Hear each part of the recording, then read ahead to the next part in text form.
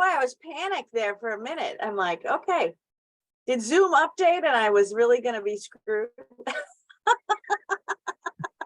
Been there. Yeah, it's so funny. How we resist change. We resist change. But Zoom, I think, has given us all trauma. Like, is it going to work? Is it going to work? Is it going to work? It's true. Okay. Well, good morning. Good morning. Good morning. I'm going to let everybody else kind of fall in here. Nancy, you've had a lot going on. A little bit. Yeah, a little bit.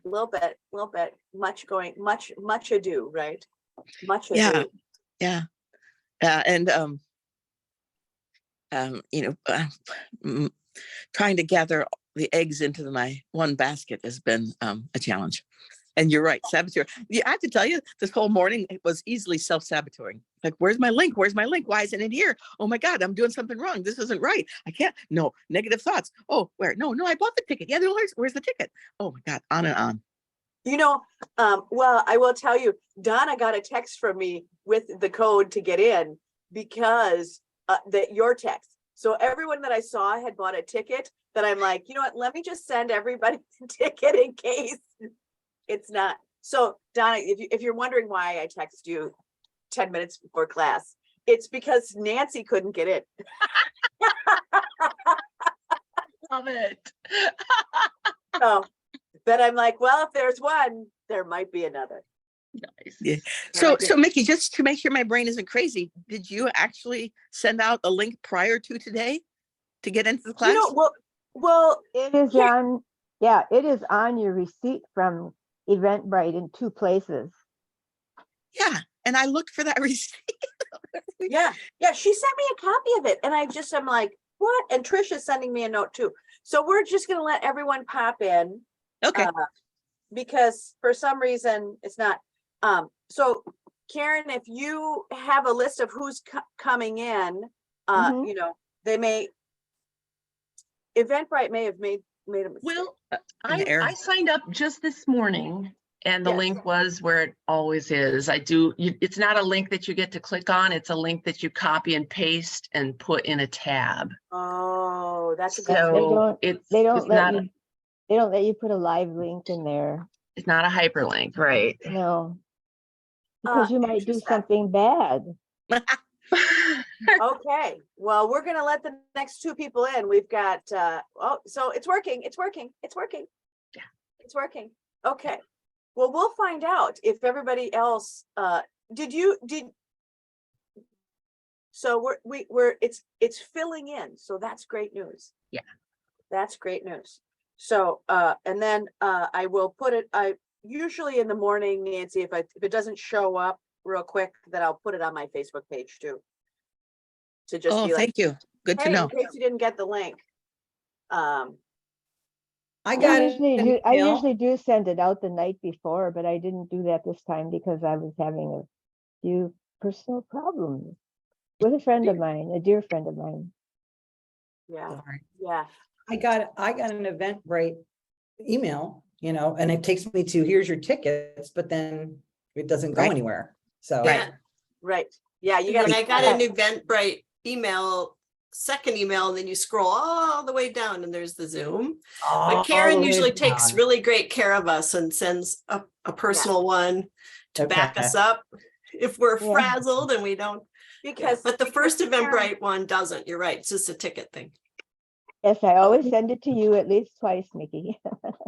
Well, interestingly enough, I'm on that page and it's just, there's no link. Yeah, me too. And I scrolled all the way around. Well, you have to be extra clever to be here. I had to click on more. Right. We're here now. You attract extra clever people. I truly believe that Mickey was setting us up to learn not to sabotage ourselves, to stay calm, to work through this, to figure it out. Stay calm. I thought this was a test. Yes. And for those of you who received a text from me, the reason that you got a text from me this morning is because Nancy texted me and I'm like, oh gosh, what if? So Janet, you have a text for me. Janine, you have a text from me. Danny, you got a text from me. Oh yeah. I'm in the club. So, right. Good morning. Good morning. I'm morning. so glad that we are all here. And welcome to class. It's a good one today. It's a good one today. Let's do a quick check-in. Remember, the chat box is available for you. You can type in your contact information, anything you want the group to know. Sometimes it's fun to just go, hey, if you need to buy a house, my name is Sandy, right? If you're ready to downsize. On downsizing, we had a really fun conversation on wordplay that I was visiting my friend in Houston who was from Minneapolis. They were from Rochester. And I was visiting my friend, and his parents has moved there to be closer to their son. And they had brought this entire trailer load of stuff that had to get unpacked.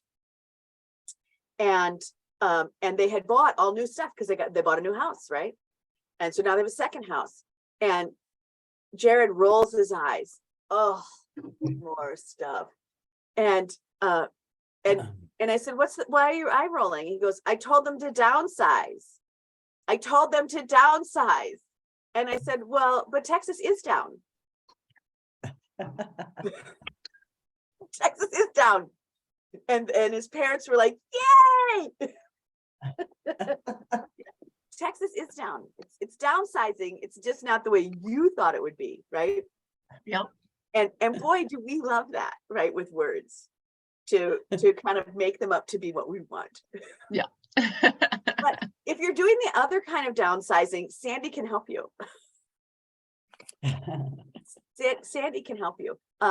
Okay, so let's do a quick kind of round robin check-in because you guys all have so much going on. Janine, you're back from somewhere. You were in a beautiful location, learning lots of stuff. Give us your update, and then don't forget to put your details in the chat box. Yeah, I just had a conference in Nashville, and it was at the Gaylord Hotel, and I never left the hotel for like 6 days. It was just in the hotel. They had these huge atriums that you walk through. It was really gorgeous. I'd been to Nashville before too, so I didn't feel like I needed to go anywhere. Yeah. And the Gaylord is like, I mean, it's big. It's huge. Yeah. I put on miles every day. Yeah. Do we get to hear what the conference was? It was a photography conference with professional photographers of America. Last year I went, and I think there was about 3,000 people. This year there was like 8,000. So it was really great to see the attendance was back. The trade show was like booming. There's all sorts of camera equipment and backgrounds and props and software companies. Yeah. Wow. And what would Janine find to be the best part of that conference? Oh, the people. I've like collected people over the last, 15 years of attending conferences or conferences like this, that they're like people all over the country. And this is kind of the place that we meet up and see each other, or we've done virtual workshops and stuff together over the last couple of years. Yeah. So was there a lot of hugging? Oh yeah, for sure. Yeah. That's so good. Janet Mills, give us your update here in the cold tundra. Okay, well, first I'm basking in Janine's conference, and look at her lighting. Look at how beautiful she is. You're so sweet. Thank you. Makeup. Right. I am ready for today's topic. I always talk about that I need to upgrade my computer stuff. It's happening starting today. It's not my aptitude. I'm like IT challenge. So I hope I don't have to bring in the helpers. So that's going to be big because I'm way behind.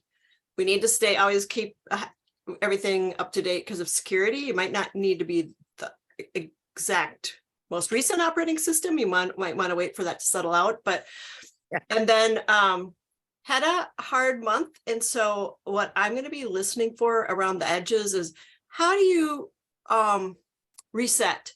For example, like I should go for a walk, but then you don't. Like all I have to do is spend 20 minutes and it will be a reset.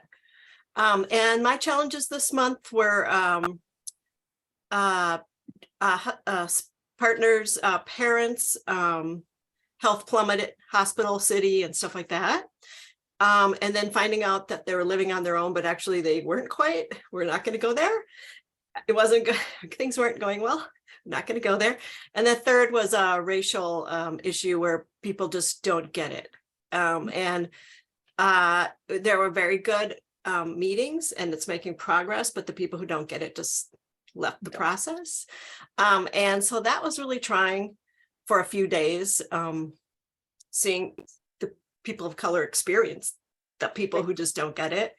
And it was really intense. It was a really intense topic where this evolved around.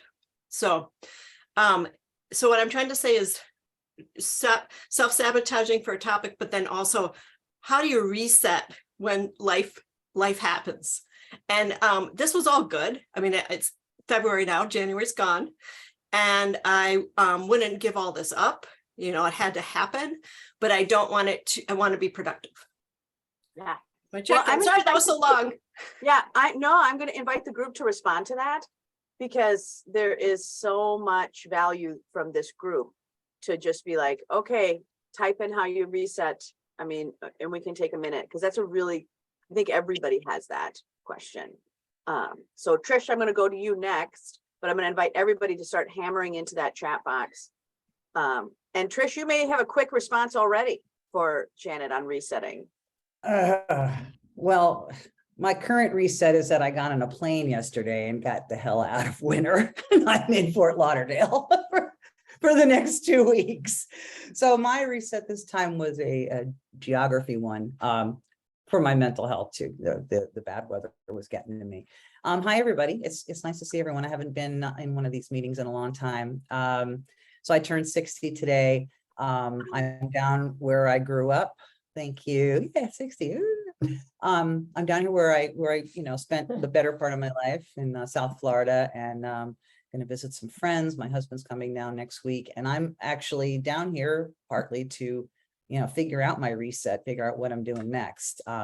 Until last fall, I was employed at a theater doing some marketing and doing some event managing, and it was really cool, and the whole thing imploded, and I'm like, okay, well, now I'm 60, what am I doing next? So I'm really kind of at a standstill. I'm gonna just put my current bio in the chat so you can see what I do, and other than that, I'm just here to learn and listen and figure out what the next chapter is. Awesome. Hopefully hit the ground running. Good. So. I love it. Donna, you're great at reset. Well, that's today's topic. So I also had a really rough January, physical sickness in the first half, and then mental sickness as my seasonal affective disorder sets in. I'm going there, and my furnace went out once and then went out a second time. And we had a buddy call Mickey, and I was like, every prayer I've ever said is like, thank you for the heat. Like, I've never taken heat for granted. So I'm not quite sure, what this is all about, but it did trigger some sort of primal, like, what is my response? Eat, eat, eat, eat, and eat some more. So I desperately need that, reset. And so two things I do, I think I do operate off of calendar, New Year's and February 1st. Like, we had a happy hour yesterday, and I'm like, cheers to that, January is behind me, like, this is my new year today, February 1st. This is my reset. But I think it's not just the question that Janet asked, how do you reset, but I know all I need to do is go on a walk, or I think we all have those pages of just do this, tap, do your fingernails, comb your hair, just do something to reset. Christine Huff has a sauna in her backyard, and we went to a sauna, stuff, but how do you get yourself to do the reset action is the real question. And you know, I don't have big answers for that. I just know that make that list and then, you know, maybe buddying up, buddy call. Janet, if you want a buddy call, we can like text each other and be like, I'm supposed to do this now, you know. Right. Or you can do what Janine and I do. Do you remember what Janine, do you know what we did to reset the other day? Eat cheese. Eat cheese! Well, Right. I know that eating isn't the right answer, but cheese really cheese was great. It was therapy in itself. It really was. It really was. I mean, topped with some like almond croissants and macarons, like. Well, there was those two. Yeah. right. Well, I do know that I've come to recognize this time of year. And so load up on the acupuncture, load up on the therapy, load up on the reaching out, load up on the summer foods, wear some summer, you know, like there's little tiny things you can do that just tip that scale at least into a neutral spot. So yeah. And my therapist was so clever to point out that, oh, you had physical illness in the first 2 weeks and then you have mental illness in the second 2 weeks. These are the, you know, like I said, when I got sick, I laid down, I gave in, I gave my body what it asked for. And she's like, okay. And so mental illness, same thing. What are you going to give? What is it asking for? What does it need from you? And I'm like, I can't believe I had to have somebody point that out to me. It's like such an intellectual concept to be like, yes, mental illness is just like physical illness and it just needs treatment and acknowledgement and all, you know, all these things we give physical illness. And no, I had to have somebody point that out to me. And she's like, you know, your bandwidth is reduced right now. You have a smaller bandwidth. So maybe now is not the time to say, why is my business blah, blah, blah. You know, like, let's not bring up the big topics. Let's not make big decisions. Let's, you know, let's lay on the couch mentally and get through this. Oh, and then the good. happy light, got my happy light out. Yeah. But I love that line. That'll come back. We'll see that. We're going to do the Donna McCurdy. Thank you for that gift of to lay on our mental couch. Yes. Yes. Well, that just came out. I know. That's why it's a gift. That's why it's a gift. Okay. Any other words for the team? Yeah. No, I'm good. Okay. I'm happy to be here. All right. Sandy Cleland, I'm going on to you. Happy winter. Happy winter. Yes. So this is the time we get to wear all of our very, very warmest clothes, which we don't get to do all the time. Yes, because you're in Minnesota, right? All those warm clothes that we bought. It's like, okay, it's time. So I love it. Last night I went to the Guthrie and before dinner, we always eat at the same restaurant. It's called Kindi Thai restaurant. Oh gosh, I love that place. Yeah, right across the street from the Guthrie. And it was really cold in there. And so we're like, well, we sit at a table that's warm, you know. And then she pointed out that somebody had broken their window. You know, somebody had come in and thrown a rock through their window. Oh, no. And it's going to take 3 weeks to get it replaced. And they had come in and stolen 2 of their tablets at 4 a.m. And so anyway, so everybody in the restaurant was eating with their coat on. So it was quite a funny sight. Right. Just everybody had their coat on, happily eating their food and eating that coconut curry. Yeah, exactly. So it was just kind of cool. Like, okay, here we are. We don't care. It's cold and we're having dinner, Right. You know, whatever. Life is good. Life is good. Yeah. So let's see. Well, I went to Texas to visit my dad. So I did enjoy some warm weather for I got to be down there for 9 days. And then mid-February, we're going to go to Florida to visit some friends. And we're going to Orlando as well. And hopefully it'll be warm on the beach. As far as work, I mean, this is kind of a typical Real estate January, it's been, or I guess it's February now, but it was slow, which is typical. The last 2 to 3 years have been unusual, that they got busy, they were just like busy all the time. So this is kind of more typical. They're predicting a slower year, but it's like, well, that's just the reason to work harder. Got to defy the odds. So it's been a little bit slower, but then you have time to do those other things that you can't do when you're busy. So I've been asking my clients for testimonials, and it's so great to see those come in and all the glowing remarks, and it makes you feel good. And so I'll be sharing some of them on social media. And just a lot of different things that you just don't, your business things, follow up with people, thinking of special things to do, like on Valentine's Day, I'm going to do something special for some of my clients. Yeah, so it's been fun. That's all I have. And it's fun. And you know what? It's really fun. Like, people are talking about their mood and stuff. My cat is also a fun part of my life. He's just so darn cute. Yes. Yes. You Yeah. do have a wonderful cat. Yeah. And it's a cute name. Tesa. And I shared this post on Facebook yesterday, and it was this picture of this black cat, and it said, a cat is art that sometimes throws up on your carpet. But cats are art. They're just so cute. Every little thing Right. they do. Trish is writing that down right now. Trish is writing that down. So She has a brand new kitten too. Yeah. oh, fun. So that's all I have. I'm just working and having, and socializing a lot. Janet, get out there and have happy hour with your friends. Right. It's awesome.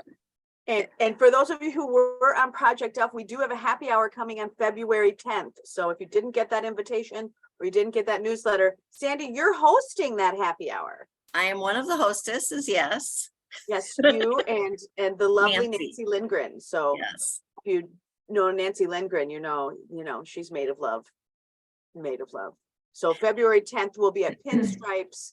And what time is it again? It's from 3 to 6? It's from 4 to 7. 4 to 7. Okay. Yeah. 4 to 7. Just in the bar. Pinstripes. In the Head to bar. Right. Because that's where we'll be. And I have a fun, I have in the bar. I have a fun thing for you to do for that, which is a 63-piece white puzzle that everybody can write something on for the puzzle. Oh, I love it. But they're numbered on the back, Mickey, so you can put it together. That's good. Yeah, That's and cool. that was actually the best part of January for me. So Was ordering a puzzle. yeah. Figuring out, I wanted to have something, you always have something different. And I thought, well, so I was out on Etsy and I saw that you could do this. And I guess they do them at bridal showers now too, and weddings. Oh, For that's so people, great. yeah, they can, they're little, they're not a real big piece, but they're big enough for people to write their name on or to do a little drawing. And Great. hopefully everybody will do that. Mm-hmm. Well, yeah. So bring the pens. Yeah, I will. I've got the pens. Because boy, So, I have yeah, colorful friends. I And know you Nancy's do. bringing fit pens too.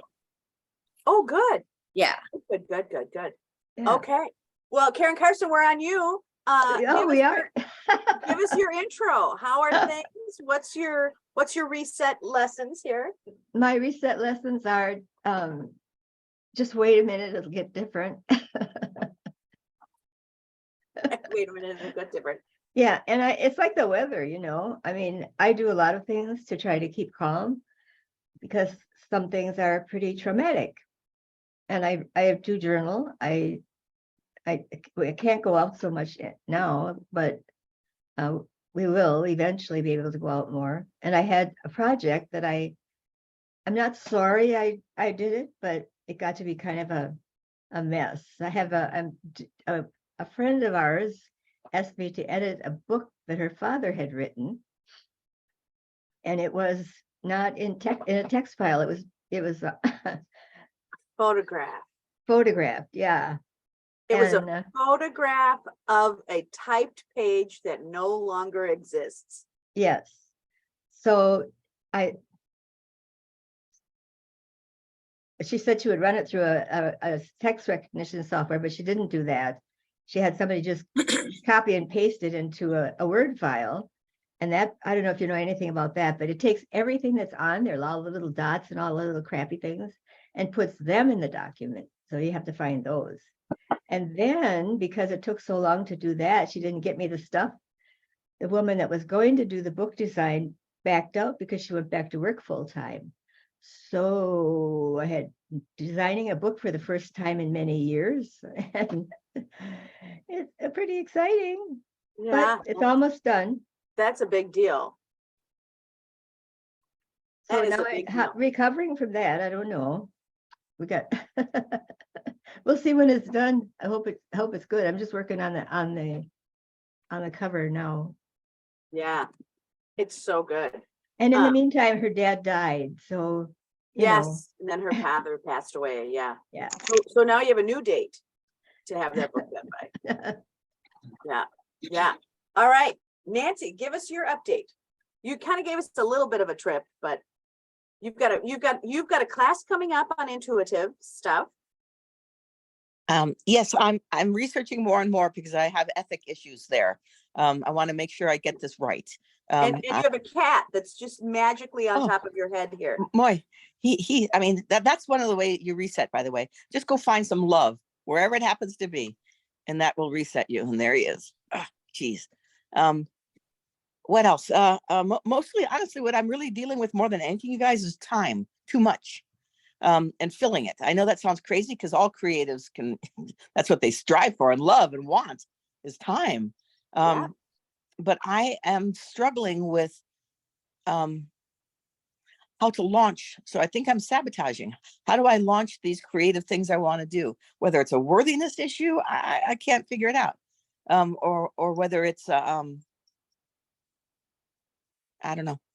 So I've got that, and I've also got in the back. I don't know if I've told you this, Mickey, but I keep waking up with dreams of believe it or not, a pilot, a television show comedy. Right. Right. Yeah. So I gotta keep getting those drawings done and storyboards written up. Yep. That's And your fun. That's your playmate. yeah, and every time I turn around, I the other day I met another producer. Really, I found out that my cousin's newest boyfriend that she's had for a couple of 3 months and never said anything is a copyright lawyer for Marvel Comics. And I just, every time I turn around, there's another reason to go to get it done. And Right. I don't know how to move forward. Your dream wants you as much as you want it. So thank you. Yeah, I need your help to figure out how to make those next steps. Yeah, we love that. We love that. Well, okay, we'll work that out. Thanks. Danielle Rose, how are you?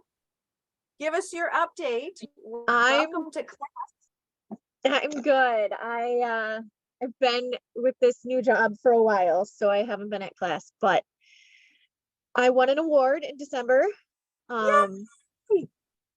It was their New Horizon Award, so the best new employee of 2022. Just for a little perspective on that, I started technically working with this company like full time and legitimately instead of a temp in September. Yeah, so in 1 quarter you won their heart. Yeah. Yeah. Wow. We have 2 award winners in here today. Donna got an award too, but I mean, like, this is a big deal. Donna had to work all year to get that award. I didn't have to work very hard for this one, I think. I really don't think I worked very hard for it. I was just like, yep, no problem. I got this. So they give you an Amazon gift card instead of like an award. So I bought a rock tumbler because what else would you do? Oh, that's wonderful. So I don't know, you probably can't hear it because it's actually quiet. I bought the super expensive Nat Geo Platinum Quiet Series. So that you could, are you tumbling rocks in your main office living space? right here, right next to me? Yep. And you can't hear it. No, it's great. And it's cute. What's the brand and name of it? Nat Geo, National Geographic. Oh, wow. Oh, I feel like she's going to show us. Yeah, I feel like we're going to have a highlight on Rock Tumbler right now. There it is. Oh, wow. That is hyper fancy. And as you can see, it's going, but you can't really hear it. Wow. Good gracious. Base age. Yeah. So that was my big award to myself, was the rock tumbler I wanted. And I'm working on a podcast with a friend where we are just going to sit around and have other friends on and tell embarrassing stories. Oh, I love it. I love it. That's very creative. And you have fun friends. I do. This particular group is going to be, my friend Cullen and I are going to start, and then we're going to have Kabi on. So there's going to be a lot of very loud nights. Yeah, it'll be great. Yeah. And they're like, we're going to drink whiskey. And I was like, great, I'm going to bring some Monday, which is alcohol-free whiskey. Yes, right. We'll bring something even better. Introduce the world to another option. Yeah, well, that's wonderful. Well, welcome to class, everybody. Janet, I'm going to respond one last thing. I'm going to put it into the chat box on reset, and it's really one that you can use for everyone. I wrote it when I did the class Orgasmic Living, and I wrote Orgasmic Living, gosh, I don't know, 15 years ago, and it's really using the 5 senses to kind of go, let me, it's not one thing. It's like, I all of me has to get reset. So like just doing one thing wasn't enough for me and for a lot of people, because you guys are complex and beautiful and exciting people. So it's really getting into all of the 5 senses. So you really have to kind of, that's why we go to a trip, right? That's why so many people run away, because they can feel the sun, they can see the sun, they can hear the ocean, they can do all this. So you really, so my answer for everyone is to really concentrate on those 5 senses and really give them that big, lush, yummy, right? Yummy, yummy, yummy. One of the tricks that my friend just taught me this weekend was that he adds parsley, Italian parsley, and lemon into his fruit smoothie, and it just brightened it. I mean, it just it made it green, which always concerns me, and in a fruit smoothie, but it just brightened the whole drink. And lemon is that magical flavor, right? Lemon water, lemon this, but it's also those lush fabrics that if you feel soft and yummy and right, so it's the time to put on that kind of vibe. And what I also like about that is my other friend Edvin reminds me that people become really cold in here. He grew up next to a volcano, so Edvin's life is very different than my life. And he's like, once you never forget, like the volcano is always within you. Like that's one of the things that he talked about, is from where he's from, that the volcano is always within you, right? There's always this well of warmth and heat and power and passion that's always within. And he goes, I think that Minnesota's volcanoes are frozen. So you see people just freeze in place, because it's so that the outer environment that you live in is just so hard and cold and not really inviting. So if you're not a winter sport person, it's really difficult. So what he does is he's like, oh, he's just going to go in and make those rich sauces and those smells that fill his house, and put on warm music, like, Latin music, things that make you, some samba. It's really hard to hold still with a samba, right? And that smell, or, it's really taking those senses and transporting yourself to a new place. So that's my item here. And then I also remind everybody there's a new drink to try. It's super weird. This is mushroom drink. It's root beer flavored. There's only 20 calories. It's super weird, but it's a little something new. I like that for you. Yeah, don't you? Weird. Yes, mushroom love, right? So where do you get mushroom love? Mushroom love is available at, believe it or not, Target. And GT is that name. So everybody who drinks kombucha, it tastes nothing like kombucha, but GT is like, that's who makes all that synergy, stuff like that. But this is just kind of a new piece. When we were in Houston, we found out that they actually make 5 versions of this that we don't have in all of our distributors. So in Houston, I got to taste all their different kinds of different things. But they also have a cola. I haven't tried that. But this mushroom one, if you like root beer, it's something new, but it's right. Reishi and turkey tail, those kind of mushroom pieces are often a light here. And sometimes it's also hearing a secret. So I'll give you my new secret at the end of some things. While I was gone, all sorts of things showed up at my desk. And one of them, oops, actually, I'm going to reach over and grab. This is the thing I brought back from Houston. And I'll share it at the end. So Janet, I'll give you a secret at the end. That should brighten your spirit. And I had to hand carry it, and it makes noise. It rattles. It rattles. So sometimes just having a secret, a little fun, we'll play. Do you have to feed it? That what? You I don't have to feed it. Okay. It's not, and you don't have to eat it. Yeah, I tried to get we went to Hong Kong, to the Hong Kong market in Chinatown there.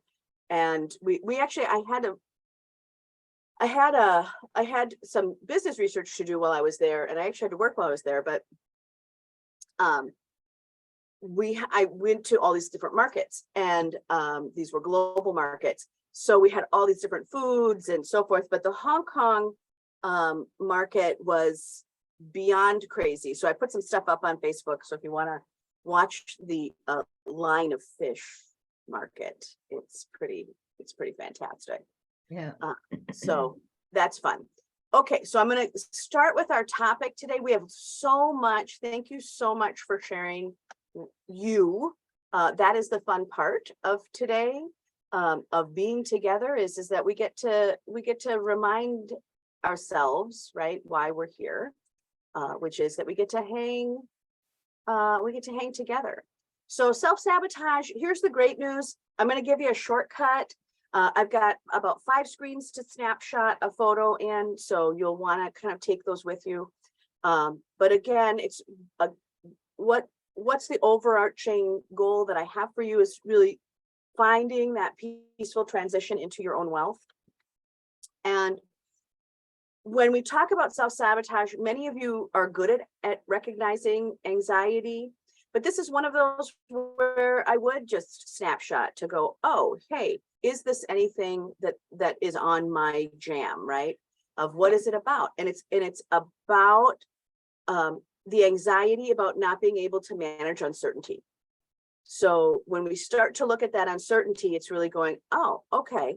But like trauma, so we've got 3 topics that are going to come up today that we actually have other classes on.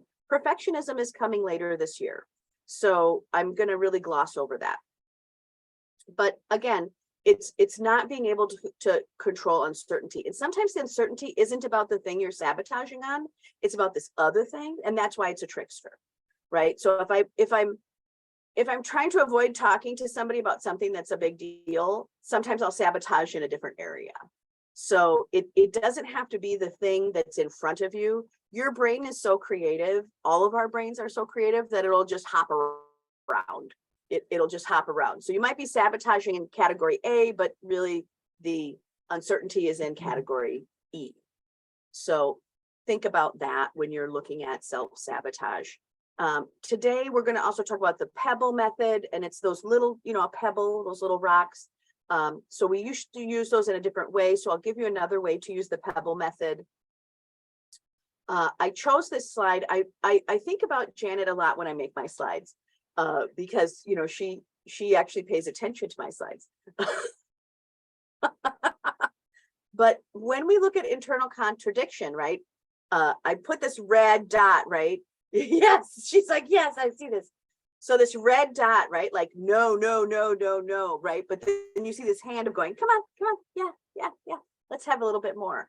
And that internal contradiction is when we have those situations where we stop, go, maybe, yes, whatever.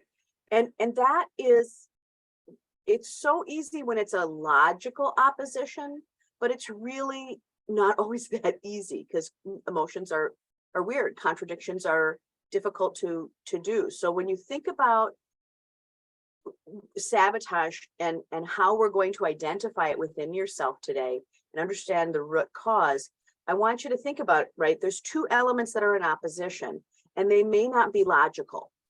So it's understanding that kind of underlying piece that is the mixed message, and it is that internal contradiction, and that contradiction. So I'll give you an example. Having a contradiction of this healthy green tea smoothie that my friend made me to show me the benefit of parsley as an edible breakfast item was in deep contrast to the fact that the day before we had picked up a batch of homemade like Scotch shortbread and homemade jam. So he had a plate of cookies slathered in jam next to this healthy green smoothie, right? I was having a contradiction. And he was just having a way like to eat yesterday's deliciousness. So sometimes when we think about contradiction, it's just weird. Sometimes we don't want to have pizza with, a lemon. It's an internal contradiction, but we don't know that until it's presented. And that's the other part, right? You don't know it until it's presented. So sometimes a lot of these things are going to be new for you. So how we're going to manage this, what's your outcome? Your outcome is that today we're going to put two things together. We're going to honor that struggle by really just going, hey, mindful isolation. I'm going to give you the conversation there, and then your values. This is your out. This is how you solve it. And remember from our trauma class, right? What is mindful isolation?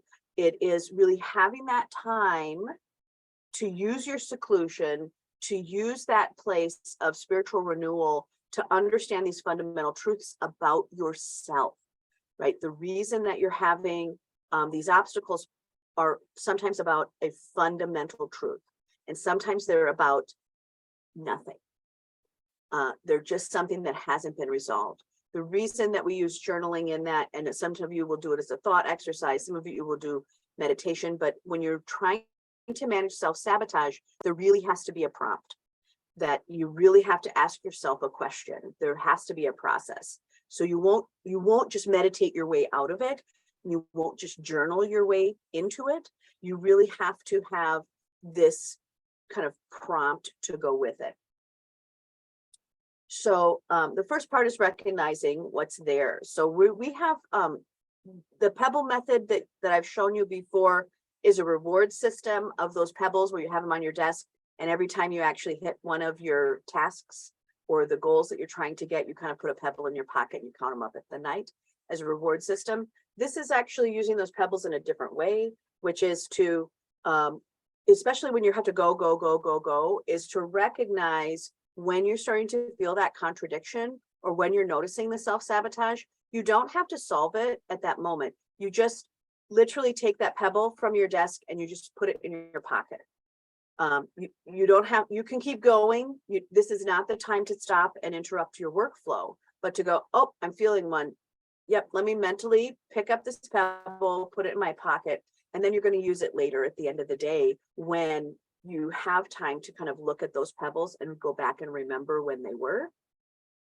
What we find is that people who take on that pebble system, they really are going to get about 8 in a day. So some of you maybe have more, or some of you may notice that pebble is about something that keeps showing up all the time, but it's really to the end of the day so that you can help reset that with a night of sleep. So you don't have to process it right there, but just pick up that small pebble, put it in your pocket, and then at the end of the day, use them as that tool. So self-sabotage, right? Beliefs and behaviors.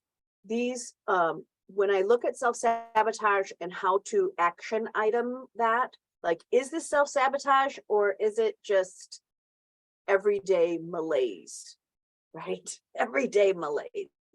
And when I look at sabotage, it's really about these actions that interfere with long-standing goals, right? If your stated intention is that you want to do this thing, and then you constantly do things to avoid that or not get it in or make it a priority, this is when we go, okay, let's look at those actions that are interfering with these. And again, it's this other part where we also get into this physical response, where we get this dysregulation, that you really feel avoidance tendencies, or you might get sick. Some people get a stomach ache or a headache, that they suddenly just physically feel as though they're not able to move in that direction. In business, for business owners, when we look at self-sabotage, I usually look at what are they not showing up for, as opposed to how they're showing up. And if they're avoiding phone calls, sometimes it can be grief, sometimes it can be whatever, sometimes it can be trauma, it can be a lot of things. But that's one of the things where you go, why is someone walking out of a situation? And why are they not taking calls? Why are they hiding? Or sometimes you see that as someone who's really using anger to punish the other players in a group. If you have somebody who's really angry all the time, or that they name service right now, right? That sometimes it's sabotage, sometimes it's trauma, and sometimes it's just bad habits. It's really easy to not pay attention. It's really easy to not pay attention and just pick up some bad habits, right? I'll do it tomorrow. I'll do it tomorrow. Right? So when I look at what does it look like to not sabotage? And when it's that you can move forward and it's not internally distressing. So that you don't have to fight the desire to move forward, that you're like, yep, let me just mentally move forward. Let me keep going on. That is what it looks like to live without sabotage. Is that it's fun. I'm happy, even if it's new and uncomfortable, right? Even if it's new situations that I don't quite know what's going to happen, it's not internally distressing. I'll just keep going. I'll just keep going. So the idea for you as a goal on self-sabotage is that it's comfortable walking into situations that you feel you have resources and value in, and that you have the ability to create equally. So if you're walking into a business relationship, it is that you are fully able to walk in. You're able to walk in with all of you, that you can walk in with the resources that you have, that you value the ability of you and the co-creators that you have. And when you don't feel that way in a business situation, that's when you start seeing people go, oh, this voice in the back of my head is chattering. And that's when we grab the pebble, right? That we're starting to see resistance. We're starting to hear a voice. We're starting to kind of go away. And the piece of how do I bypass this? Like, what's the quick off ramp?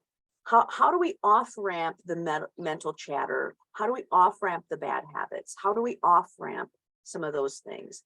And we off ramp by going, let me go into my values, because values, and then we did a class a long time ago around targets versus goals as a business. These are your fast track, right? To go, hey, I'm on this normal highway, the everyday choices. I don't always do that. I kind of always do these small things that sabotage me. How do I just go, no, take this off ramp and get off of the sabotage highway? Is you really start to look at, as a business owner, let me go to my values, and let me go to my targets, and then let me set up my tasks to hit those targets. Because if you're working towards your values, and for those of you who did rapid planning method, this really worked. That's why that summer program works so fast, is because we focus right in on those values, and then we make all the targets go towards that, and then we internally sort the garbage on the other side. So here is a slide you're going to see a lot today in variations, but this is the 5 main tools. If you want a screenshot, this is the one to screenshot, is identifying the behavior. You can use that Pebble method if you want. You can write it out and define what are these sabotaging behaviors that you have. And defining the why is also defining when, right? Sometimes I see people write this in a lot of different ways, because this is a really common business conversation around sabotage. And it usually happens in year 2 of a business. But it also really happens in year 7 and year 9 of long-term businesses, is that they start to make all of this growth and they're excited. And then later, when things are comfortable, they know their business plan, they start doing all this silly sabotage, because that's when the values work has to be redone. Some of you are sabotaging because you haven't updated your values, that you haven't looked at what's really important to you and why. And the number one reason that people haven't reworked their values is because they didn't know they outgrew them. And that's why that introspection is there, right? That's why looking in at your truths is so important, because you're growing. So sabotage is going to come back for you. It's not like, oh, I exited, I never have to be on that road again. Oh, guess what? You will creep right back on that highway, because you'll find new ways to sabotage for all of the things that you were having before. So this is a tool that you will most likely look at every 5 years, at least. And if you are in rapid growth, you'll come back to this every 3 years. So when we start to look at, right, what are the tools, identify, write it down. And then the action plan. When we look at something like Nancy was talking about, is I've got to do these storyboards for all these ideas. My action plan on that would have been to say, you need a buddy, right? We need a body double. And a body double technique is to say, let me just have somebody there. Let me make 3 times that they'll come. And those 3 times we'll just work on this one topic. That's an action plan. And that's how to act on it. You're practicing mindful change. That's your values work. That's that everyday work. And then communicating about the changes. Sometimes that's communicating about it with yourself in a journal. And sometimes it's communicating about it to your friends. It is stunning,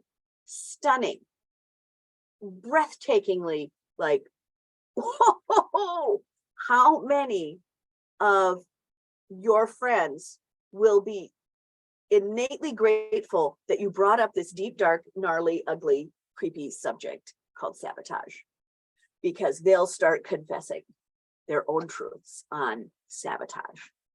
So the other thing about sabotage and growth is, right, is that you are adding things up differently. So that harmony of all parts of self.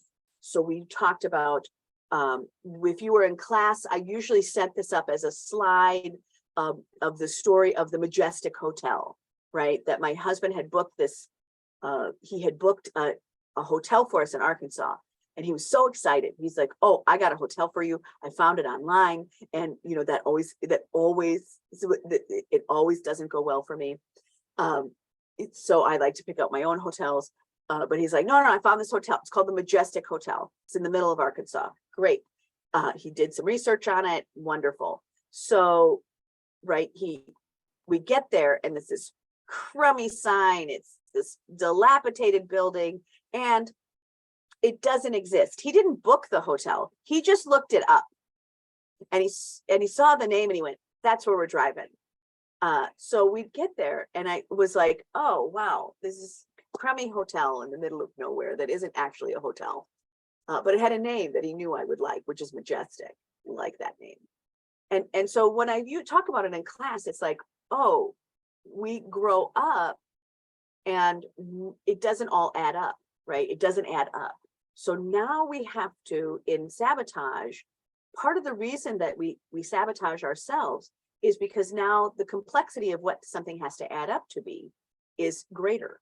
So it has to add up spiritually and physically and emotionally and physically and socially and financially. And for many of you, it's devotionally, which is different than spiritually. And sometimes it has to add up professionally. And if you're Mickey Mike Worth, it has to add up magically on top of it. So the complexity is just more. This is the first one that comes for, this is the first question that everybody asks me on sabotage. They go, well, what if I don't have one? Mine is not a singular. Mine is not singular. I have many things I avoid, many things you avoid. And that is because you, Danny will recognize this picture. This was actually Danny's sister's wedding cake photo right here. So you can tell Tilly that today her wedding cake is in our slide. But you know, again, the beauty of sabotage, I would look at it like this wedding cake, not like these hard rocks in a row, but to just go, yeah, you are a beautiful and complex cake. And sabotages stack up. They stack up beautifully. I found a piece of that cake in our freezer. It's still delicious. Oh, that's so good. Yeah, she's been married for a while. Now she has a baby. 5 months. 5-month-old baby. Yeah. So that was a successful wedding. Yeah. Yeah. So your sabotages will stack up. And that's the problem, right? So I'll give you one that I see a lot from my life as a business consultant strategist is everybody loves to fight me on math. Oh boy. That in fact, the number one people call me is that they don't want to do math. They're hoping I'm going to do the math for them. So a lot of times we will identify the symptom. And the symptoms that people tell me is I can't do math. And the reality is that the sabotaging piece isn't about the math. It's about all of these other things that are a little more complex. And sometimes it is that they're feeling insecure, or they're uncomfortable with making a wrong turn. Sometimes sabotage is really simple. It's really that you're not comfortable with making a turn. Right, sabotage is discomfort in something. It is that it feels uncomfortable, and that we see that as a sign to go, whoa. So when you're thinking about that, sometimes it's really easy to solve. And if we feel insecure, I won't even start. If I don't think it can be perfect, or I don't think I have all the parts, it isn't there. And it's going back to go, where is that rule? Where is that rule within you?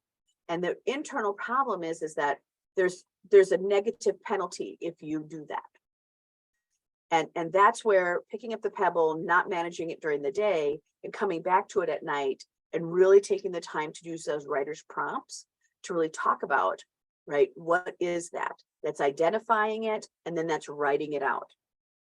That's doing that piece. So here's our main tools, right? Identify the behavior, and then write it out to define it. That doesn't fix it. We're not done. That's 1 and 2. We are not done. You can't just go, oh yeah, there's a red car. Yep, there's a red car. Yep, there's a red car. None of them actually buys the red car. None of that. Looking at it and identifying does not give that red car into your driveway and drivable. So when we look at that, I think that one of the things that I like to talk about is that this is where the pebble method also works, is it's all these small changes. One of the things about sabotage is that there are so many little ways that we do it, that they're just this little sleight of hand. I just won't do that. I just won't put the groceries away and I'll let them rot. Or I'll just leave them in the car, or I'll buy new clothes and I won't take them in.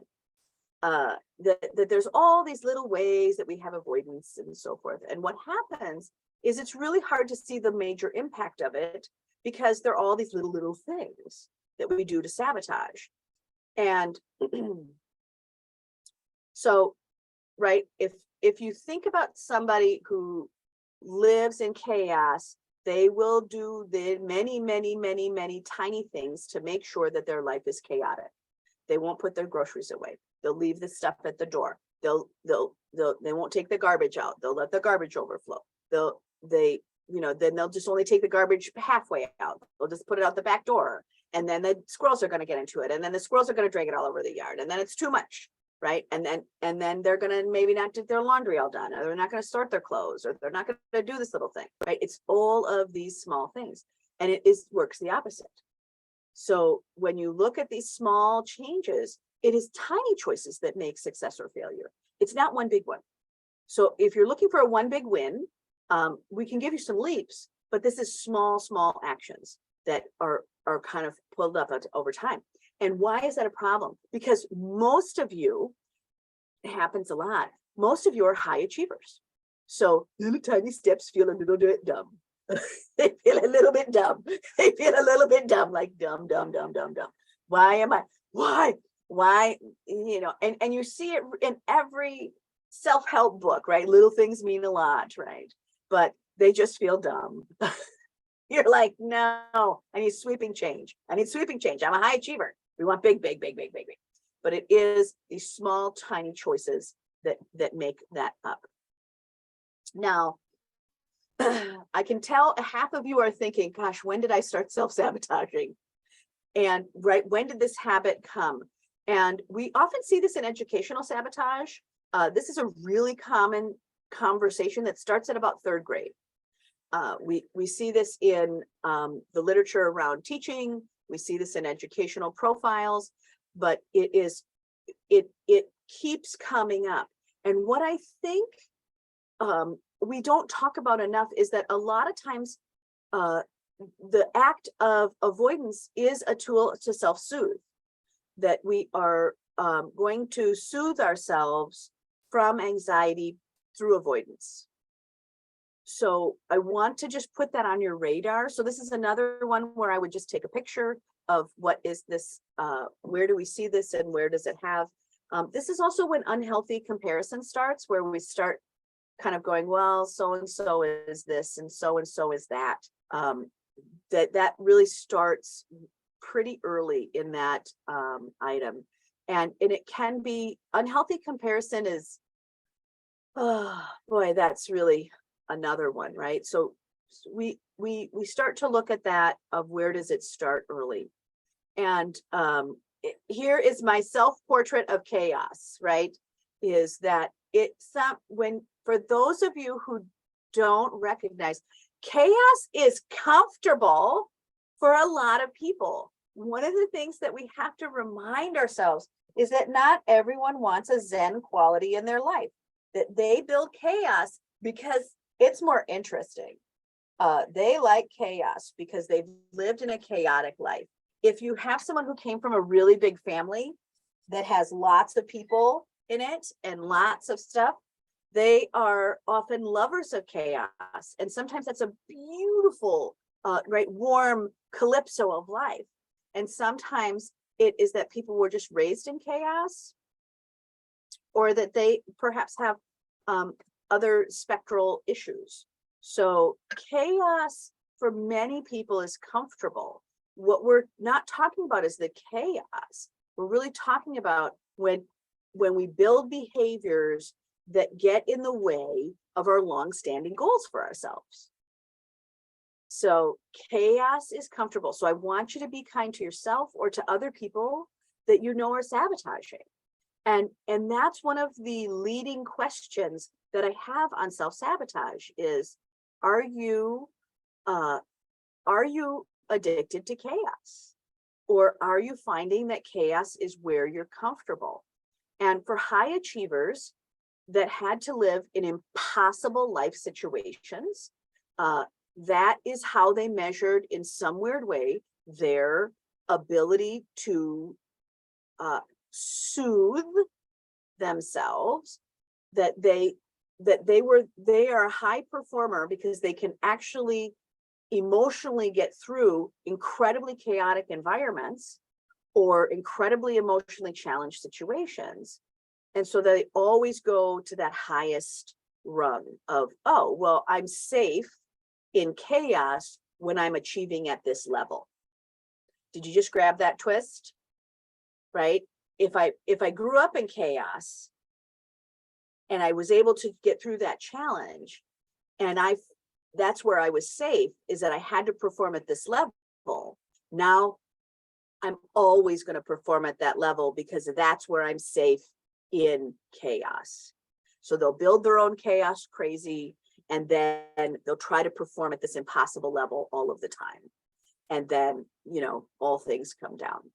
And what's the return, right? The return is, what are the safety patterns from the safety pattern? The safety pattern of living in chaotic situations is to perform at the top. Because being at the bottom of chaos, you'll just get stampeded, right? So perform at the top, but that's really hard to do. And then what happens? What's the response? Boom, now we start avoiding. And the safety pattern from the safety pattern is that we start to avoid. So it's an interesting, complex ride. So when you're looking at self-sabotage, be really generous. Be really generous, because this is not just like, hey, we're on another continent of discovery. I mean, we're not in another country of discovery. We're on another continent with many, many countries in it. So be generous on the subject of sabotage. And if you are an avoider, you know, just type it into the chat box. Donna, it looks like you have something to say. Go ahead and say, if I say that sentence again, if I grew up in chaos and was able to survive and be a high performer and a high achiever, then I continue to create chaos to continue to high perform? No, because that's the environment that was comfortable to you. Uh-huh. So many times high performers will create a chaos environment because that's the environment that they know. They're just repeating home life. Mm-hmm. They're repeating that situation. But we all know it's impossible to live as a high performer all of the time. So what happens? So they chose the place of safety in a chaos environment, perhaps when they grew up. They provided, where do you stay safe in a chaotic environment? Well, you stay on top. You stay on the high performer. Mm-hmm. You watch all the details, right? You become extraordinary at that. But that was the first safety place in chaos of the environment itself.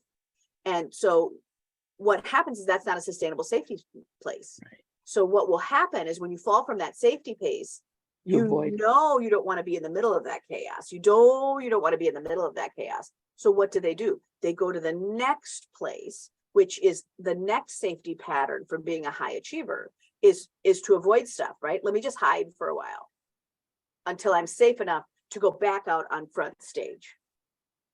And the reality is that none of those is the right answer. Because I'm feeling like, you know, if it doesn't have to be chaos. I mean, the word perfection works in that formula. Sure. Also, right. Sure. So excellent. And perfectionism, we have another class on. I mean, right. I heard you. Yeah. Perfectionism is part of that. And perfectionism has this whole nother rare breed of distilled magic in that potion. Perfectionism is just a great little potion. If I could actually make perfectionism into like a experience, like we could all get through that, it would be fantastic, right? I mean, perfectionism, when it's going great, is beautiful. Getting to that illusion is really difficult.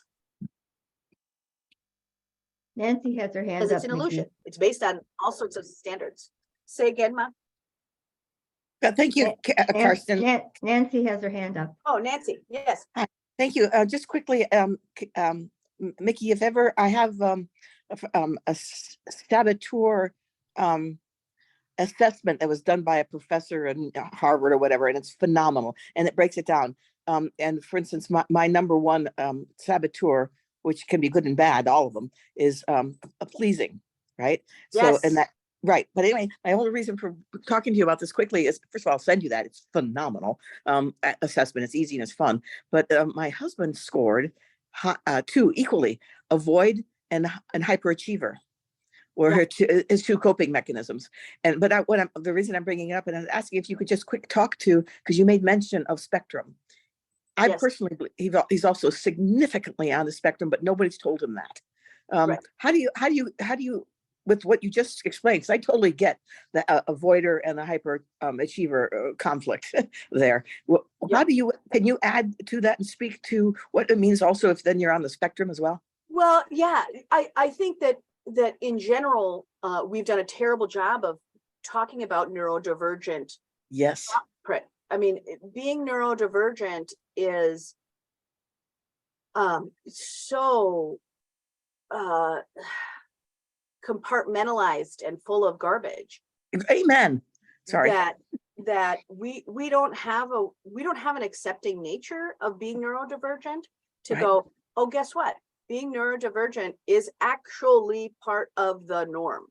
Yeah, and it's a gift. Thank you so much. Yeah. It is that. I mean, I think about I was working on a project that we worked on it for about 6 months before the funding got taken away, but it was a dating app for people who were neurodivergent. Cool. And it was just very, very interesting.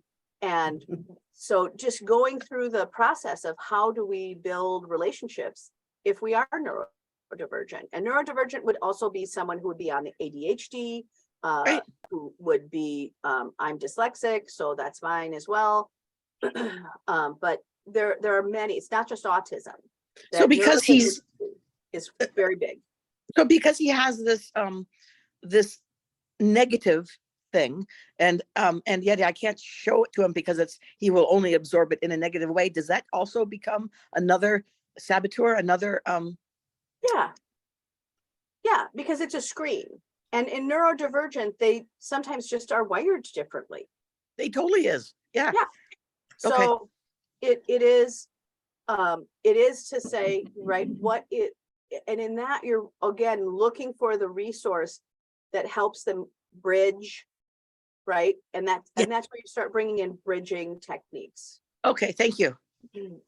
So bridging techniques are really helpful there. Thank you.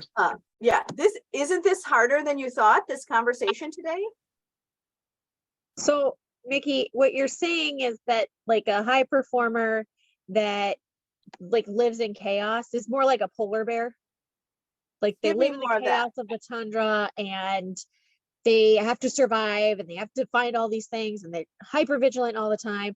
And then they just sort of have to sleep for 6 months. Yeah. Wow, what a great analogy. That may be your gift to me. My neurodivergency has turned into my persona is just a polar bear. Like, please, I will eat you if you attack me, but like, also I might just eat you. Right. I might just eat you. Right. I'll eat you if you attack me, but I might just eat you. It's great. But again, right. So these are, when you look again at those definitions of self-sabotage, it is to remind us in business, these are the long-standing goals that I want to get to. These are known things that I want to get to, but my behaviors are making it so I'm not getting there. And we're trying to dig under to the why, right? What's under there? What's under there? And with high performers, they have learned to be a high performer, and that performance is their safety at times. And that safety net that they have is not sustainable. So they'll, again, go to sleep for 6 months. Right? So, or they'll avoid or do some of these other tactics, or they'll find ways to kind of dance around it. So we look at career sabotage. This is another one I would just take a picture of, because we have this new one that's in there, trapped in comfort, that lots of people will do lots of things to sabotage their career. But again, it's often about uncertainty. I don't know what a new job would look like. I don't know what it would look like to change my business model. I don't know what it would look like to have all new customers. I don't know what it'll look like in these other things. I don't know how I would pay a second person to work here. I don't know that I have enough money in the bank to pay a staff person, right? These are all these things in what happens in career sabotage. But we see a lot in people who have high earning potentials or have realized a high earning potential, that they are sometimes trapped in comfort. And when you see that, it's also, this is also a really great reason to love up your friends, because they will, having courage in your career isn't about you being super strong and awesome, right? This is Brene Brown's work. It is by having your supporters on the sideline that can support you even when things are hard or difficult or wildly uncertain. So we gain courage by having the people around us that say, I've got your back. I've got your back. And that part of having people around you that support you and that you can talk about your career with is really helpful. And that's a great way for people to not sabotage their career. The number one thing, I don't know if any of you have ever gone into a state-run office to do something like get a driver's license. And you can kind of see people who are just checking the box, that they're just counting the years to retirement and they're going to rot at that desk, right? They've completely lowered the bar of expectation that they're just going to come to work. They're going to sit at that desk all day, right? And that's one of the things that happens for people, is they lower the bar of expectation. And that is a sabotage tool in our career, that they lower the bar of expectation for whatever reason. The next category we talk about in sabotaging are these romantic relationships, but they apply to business relationships, right? Because business is a relationship. It's a relationship. So when we look at this, is another one that you can screenshot, is, right, we start picking, right? We start going, oh, right, things start getting very chafing. The way that someone folds their socks makes you want to choke them. Right? So you're like, oh God, I can't stand it. Oh my gosh, you're eating with a spoon again. Oh, I hate that. Right? That you start to find these little topics that are there. And really it's about fear of loss or abandonment. So if you have had relationship trauma where you felt abandoned, or you felt that someone has a significant relationship has been lost, that this is really easy to start sabotaging your other relationships. So remember, sabotage it leapfrogs around. So it doesn't have to be in one area, right? So if I'm doing romantic sabotage, I don't have to just do it with my loved ones. I can find a way to do that in my career. I can find a way to do that in in my creative work. I can find a way to pick a fight with myself. You know, I don't even have to have another person to have as a sparring partner. I can just be mad at the fact that my refrigerator isn't working. So, right, blaming, clinginess. Have you ever had a friend is that like suddenly they just keep showing up? Like, what, really? Like, I just was with you last week. Why are you here again? Right? We get really clingy. Then we get blaming. We get unhappy with every action. And here's the interesting one that I see in business of how does romantic sabotage, leapfrog over into business, is that they'll leave the relationship before investing any of their own emotional self into it, right? That they just go, now that's different than just going, yep, that's not my lane, right? Being able to recognize your lane is one thing, to go, not my lane, it's just not my thing.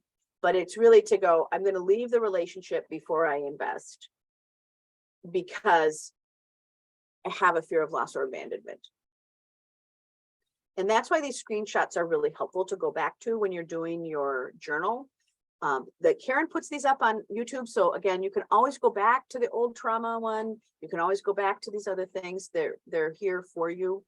But that's what I like about the screenshots, because while you're journaling, your first two of identifying and writing out those sabotage pieces, you can go back to the language. Sometimes we just sabotage relationships with people. If any of you have a family members that make you crazy, We did just get off of the holidays where you get to see a whole spectrum of people. But sometimes it is, I see this actually much more of sabotaging relationships with people online, that I see people like really kind of lash out about something.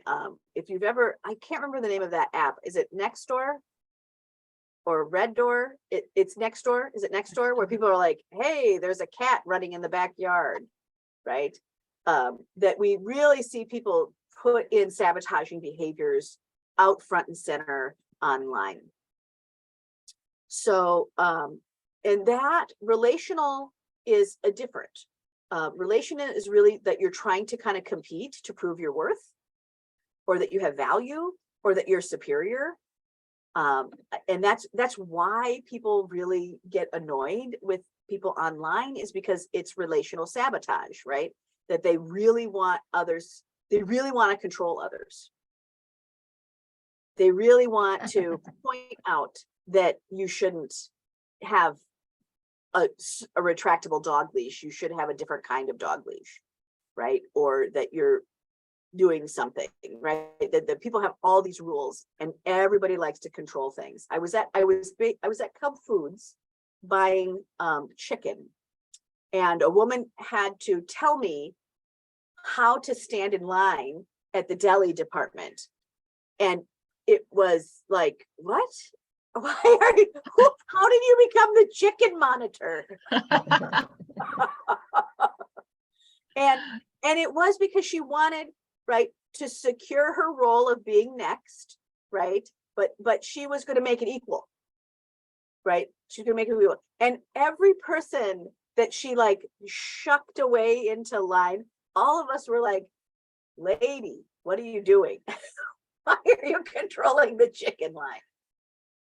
Right. And then she kept looking at everybody for that approval, like, yeah, isn't this faster? Oh, right.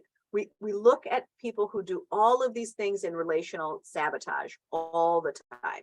And you know they irk you, but when you start to look at them as sabotage of, oh, this person feels that they need to prove their worth. Boy, can I respond differently. One of the benefits of relational sabotage, of what I can hand you as a business owner, or hand you as someone that actually works with other human beings on the planet Earth, is if you understand relational sabotage, you can respond back with a tool that says, hey, I already know your value. I already see us as equals. I was working on a project with people, and I had said something to them about their value in that project, and I was sent in to look at this giant board of people. So there are 12 people. They are, picking at each other and doing all of this other stuff. They're over explaining. They're frequently checking in. They're just, and because they didn't feel safe, right? They had these unresolved pieces in the group identity. So when I went in, I went, hey, we're just going to really look at kind of some of these things, that we're not here to control others, that we aren't going to do passive aggressive stuff, right? If you tell everybody all the ways they're doing it wrong, they're not going to do that, right? So we started really looking at what are the roles and what are they great at? And, I only reach out, and that was the response. That was my assignment to them, is in the next 30 days until you see me next, you can only reach out with something related to what this person is great at. So we defined what they were great at and what they brought to the situation, and that was their guidepost. Not, what are you doing wrong? This, you're not doing this. They don't explain it. Level, right? No. We wrote the list and then responded in only that way. And what happened is that everyone started to enjoy their job again. They got so much done in that 30 days that I went, oh my gosh, you guys are, they were going to break up the board. They were figuring out how to rewrite the bylaws, so that they couldn't get along. But when we actually gave them a way to get out of relational sabotage, they could do well. They could do well. So that's the other benefit for you of understanding what's behind it. And that was that this was a group of people who were all trying to prove their worth or value. Okay, same slide, different look, right? So the next two pieces, right? I can't just point out a red car. Here's a red car. Here's a red car. We actually have to go out and buy it, and we actually have to drive it. So, right, creating a plan and looking at some of the work. And I have some fun ones for you. So when you start to look at this, the first thing you have to remind yourself, and this is also, Nancy, this is the neurodivergent conversation, right? That the feelings that are in the back of your heart are not generic, right? They just put them like, they like to just white layer everything, right? Oh, those are emotions. They're all here. They can't white layer. And that's what that means, is they white layer a whole topic. And so emotions are not a white layer. They are not generic. Each one has its own feeling and flavor. There's none of these bottles that any one of us wants to drink. Like, just by the shape of these bottles, if these bottles were emotions, none of you would have picked any of these as something delicious you would want to drink, because you recognize them, right? Even if they're white, you recognize that's probably hand lotion, and that's probably something to clean something with or whatever, right? That they're not a white layer. There's another kind of avoidance that we haven't talked about in sabotage that I'm going to give it one slide because it's the least amount that we see. And this is approach avoidance, is a sabotage technique where it's I'm in. Oh, no, I'm going to go. I'm getting it, right? It's that someone that pulls up as soon as they're going to reach the goal. We see this. It's not the largest piece of sabotage. It's not the largest piece of self-sabotage, but it is a really unique one, which is they'll do all the work. Oh, and then I'm up, right? I'm going to buy it. No, I'm not, right? I'm going to make a move. I'm going to do that. No, right? That while that is real, and while that may be describing some of your sabotage, in the category of sabotage, it's less than 10% that I see in business. It is, right, that final execution. Many of you, right, when we look at somebody who does all the homework and they don't hand it in, right? In education profiles, we see this a lot, but in business, we don't see it nearly as much, because there's a reward to finishing it. There's a reward in the cash exchange for most people in business, but we see this a lot. I just wanted to bring it up. The other thing I want to talk about is that whether it's logical or non-logical, there's always more than one interest running in your mind. So I want you to think about that as a game of checkers where everyone always has the same color. That you're going to move, but you don't always know whose team is what. Once you start moving ideas around, that's how you win at checkers, right? I have a color and you have a color. But if we say now we all have the same color and all of our moves mean something, you don't always know what the other interest is. So that's the piece of self-introspection. That's the reason of taking a guide and doing that work. Our goal for you always is the freedom to be you. And that's why you're taking the time. That's why we're looking at this going, wow, spiritually, physically, intellectually, emotionally, socially, financially, right? Your life has to add up because you're more complex. And the more that you grow, the more complex you become. So another layer, like that beautiful wedding cake, starts to come in. And the beautiful part of the skirt that this woman is wearing is that it's got all these beautiful layers all working together that she can shake around, right? It's the beauty to be you. And the goal that I give you, you hear it from me all of the time. I'm going to add one other piece here. And right, you only have one goal every day. for you, but for you in business, right? There's just a slightly different piece. Your goal every day is to be well within.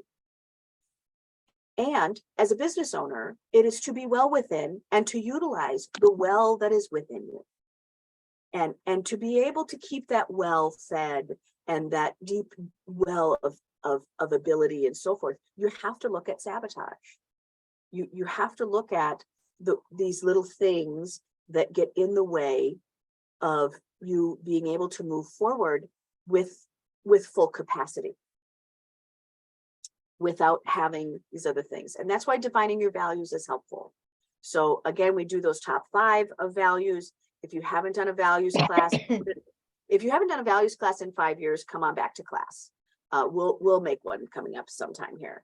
But you want to define your values, and a lot of times these are much better done live. So I like this live. For those of you who have done monetary identity and you've done it in this live version, it's really helpful to do it as a group live. The other thing is that when you're looking at the act, right? How do I identify, and then how do I create actions for change? You're looking for a small stakes win. And the small stakes win may be the Pebble method, to go, let me just look at what I'm doing. But a small stakes win can be, I'm going to move forward anyway, or I'm just going to write down what's actually bugging me. But you're looking for as many small stakes wins as you can. And then it's healthy risk taking. I really want you to look at healthy risk taking. Healthy risk taking for some people is going into a restaurant by themselves.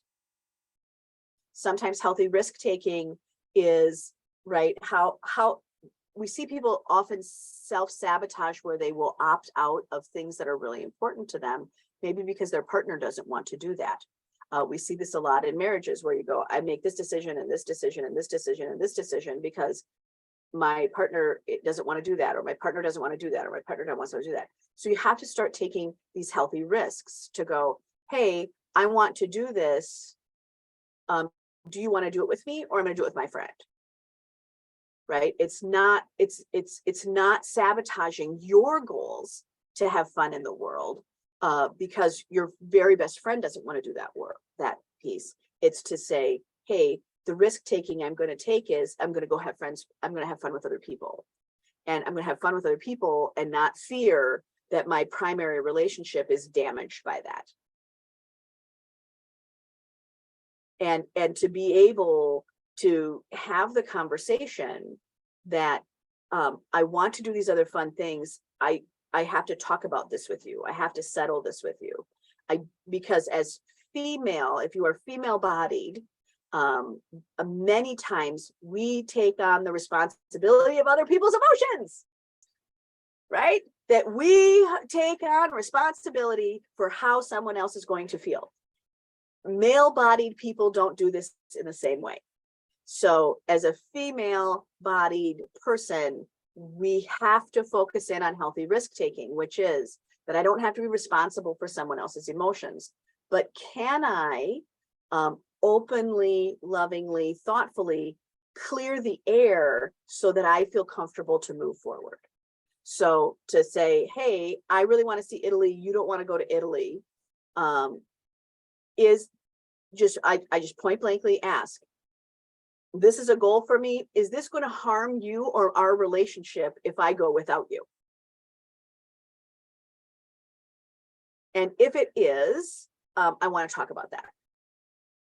Or I want to do this thing and I don't want you to come back later and tell me you're angry because I had so much fun and we're all talking about it. And where were you when we were having all this fun, right? So it's focusing in on healthy risk taking. And again, I would focus on those small stakes wins. The small stakes wins is if you have a partner and you're constantly sabotaging yourself by not doing the things that you want to do, is to really look at those small stakes wins to go, maybe I don't need to go to, going to Italy, it may not be the first thing on the list. Maybe going out with friends to do something small is a small stake way to take healthy risk. Waterfall of abundance. Let's review this hair. This hair is my favorite. way to explain the waterfall of abundance. And the waterfall of abundance is really these kind of threads or these drops of freshness, of possibility and prosperity into the greater flow. So when we think about the prosperity, the waterfall of abundance, it's exactly like this hair. Like if you look at it, you can't really tell where it's pink, where it's blue, where it's light pink, where it's maybe orange, right? It's just these little pieces that are kind of all mixed in, and it might be pink on one side and then green on the other.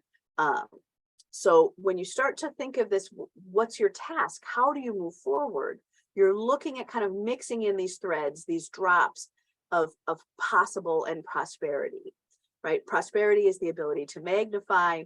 Possible is really looking at what are the goals or objectives that I would enjoy, right? What's possible? What's a new idea? What's a fresh approach? And putting it into that loving, thoughtful dominion of your abundance, right? Let me put it into the world that's here. So that is a tool for you, is those small things to put in there. Because again, right, when we go back to those small choices, bring us to success and they bring us to failure. They bring us to love, they bring us to resentment. They bring us to happiness, they bring us to anger.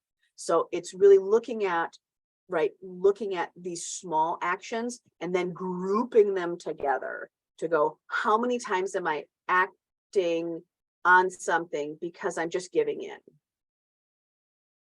Right? That person doesn't want that, so I just give in to that. Right? How many times do I do that? It's hard to see the impact when it's just this tiny little piece. But when we start kind of grouping them together to go, oh, how many times do I actually not even use what I want first, that I ask the other person what they want first? That's a self-sabotage. That's a sabotage of the self, right? Of always saying, what do you want for dinner? Not, hey, I want pizza. So for all of you, for those of you perfectionists, this slide is for you. So for those of you who are perfectionists, I'm really going to have you take a picture of this one, because this is the one, especially if you are a perfectionist. Oh, my love perfectionists. I love you so much, which is this tool called bunting. You're so used to hitting a grand slam. You're so used to having it big and rocking your world, rock, that you forget that sometimes I just need a tiny ball of string, right? I just need to hit a tiny hit. I just need a base hit. And that part is, we'll talk about in when we get to the class on perfectionism, but just bunt. A bunt is when you're playing ball and you don't even try to hit it to a base. You're just hitting it short, quick. It's easy. It's not a home run. It has no intention of being a home run. It's not a home run. It's just to hit the ball. And for people who are neurodivergent, bunting is a really big tool. Can I just tap the ball? I just need you to tap the ball. So sometimes for someone who is, just trying to move it forward, get yourself out of a rut, right? Sometimes it's just, let me go brush my teeth. let me comb my hair today, right? Let me just get somewhere. And so it doesn't have to be this whole big thing. I have someone that you guys may have seen before. Her name is Tegan. She is the fiance of my son, but we see her in the small business cohort. And she was from the small business cohort a couple of summers ago. And one of the things that Tegan does for herself, right, is that she just puts on this wonderful eye makeup. That she'll just get up, and she can't be all the way perfect some days, but can she just get up and just, what's the smallest thing she can do for herself that will make herself feel great, is that she's going to put on some eye makeup. Great. It's wonderful. So for all of you perfectionists, think of that part. The other goal for yourself is this eggshell of answers, right? Going back to that Harvard study, please put that link in if you would. We all want to hear that. But it is cracking the eggshell answer open. I hear a voice in my head, or I want to be liked. Many of us are doing sabotaging behaviors because we want to be liked. I have this beautiful, beautiful, tall Amazonian friend who was coming into town, and I bought us matching yoga shirts for us to go to yoga. And she's always just, I mean, pristine. I mean, she's just pristine. And she lives in Dallas. She's always beautiful. She always has great jewelry. She always has great hair. She always has Botox, right? She's always perfect. And when we went to yoga class, that she was like a little freaked out because she's like, you know, I don't know how to do yoga. And I went, neither do I. It'll be great, but we have matching shirts. Who cares? And I go in and I don't care if I don't know how to do it. I'm just going to go and have a good time. And for her, she had to, she went, wait, you don't understand. I said, well, I figured you're fit, you're beautiful. And she's like, yeah, but if I don't do it perfect, I'm gonna really not have a good time. I said, oh, okay. She's like, do you ever wonder why I look perfect all the time? And I went, no, I just thought you came out that way. She's like, no, because, right, I have this voice in my head and I want to be liked. So I do all this other stuff, right? So who knew that me going, I bought us a yoga session would crack open all of this other garbage, right? That oh, wow, I have to go to yoga with makeup on. What? Right? So self-sabotage, it doesn't have to be logical. It doesn't have to be the way that other people see you. It doesn't have to be all these other things. But this piece about I want to be liked and I hear these voices in my head, these are when we really get to start to enjoy that. And this is where we get to number 5, right? That's where we get to communicate about our changes. And this is why so we're in the yoga class and I'm like, oh my gosh. So we get through it. And then I happened to see her the next day because she was in town.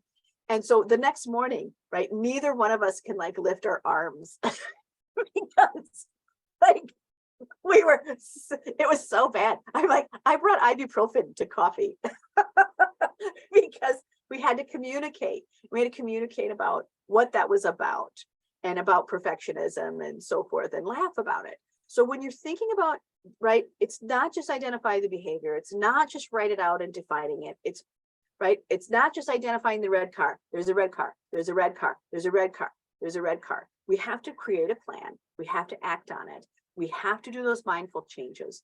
The values work that you've already done is going to be your superpower here.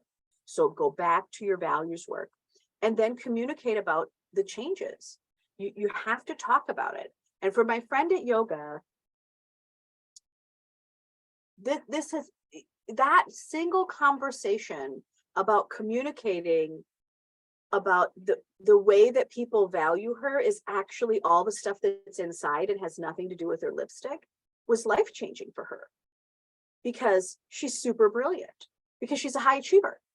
She's a high achiever. She's read every book. She's listened to the millions of podcasts, right? That there's all this great information in her. She can solve everyone else's problems, but don't dare look in the mirror, right? Don't dare look within. So again, it's communicating. It's communicating about those changes and finding a safe place. The pebble method I want to remind you about, it is really helpful. It is just some tiny pebbles. They can be marbles, they can be something, but just something you can kind of tick in your pocket or put in a second dish. A lot of times we have the pebbles that is a 2-dish pebble method where you have all the pebbles in one and you just take them out and put them in another pebble if you're doing them. It's a helpful tool. So my kind of last words here of advice are, is there a signal, right? Many of you have turned off the signals of when you are getting the message that you're sabotaging because you want to keep sabotaging. So you don't pay attention. You override that because that's part of your sabotaging tool. It may be part of your soothing, is that, right? Starting to recognize. That's why I like that pebble method. As I can just pick up a pebble and go, oh, yep, I'm sabotaging there, and just put it in my pocket. And then I can review it later. But we have to really pay attention. And when we're looking at that, like the stones in this picture, many of them are attached to things and many of them look alike. Fear, grief, sadness, right? That us whitewashing all of those emotions. Many of them look and feel alike, but we have to go back in with our identification tools. And those identification tools are why I really like journaling. Because it gives us a way to kind of write it out, to go, wow, I think this is actually attached to the fact that if I had the wrong answer, someone would, yell at me. Right? If any of you had, an angry parent or an angry person or a terrible teacher, right? We have lots of ways that we can be scarred on these things. So again, here's another one you can just kind of take a shot for, right? This is your homework. I would write down the top 10. If you have one that is your favorite, jam it in that chat box, because we love to look at your sabotages.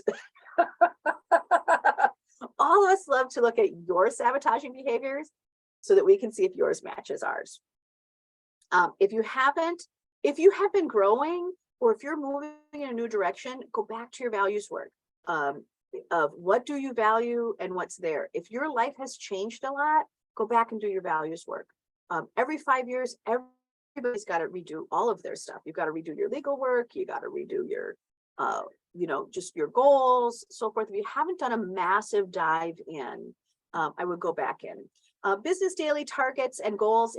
That's a key for you as a business owner managing sabotage, is going back and reminding yourself what is a target versus a goal. And then mindful introspection. There's a lot here for you from previous classes that you can kind of pull back towards yourself and add up to be really juicy. And then again, the other one you can go back to is journaling on trauma versus sabotage. Some of you are actually having a trauma response and some of you are actually having a sabotage response.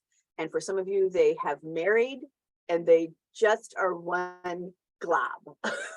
They're one glob. So it's pulling out what is trauma and what is sabotage, and then moving forward from that in two different paths. But some of you have stuff that's glopped together.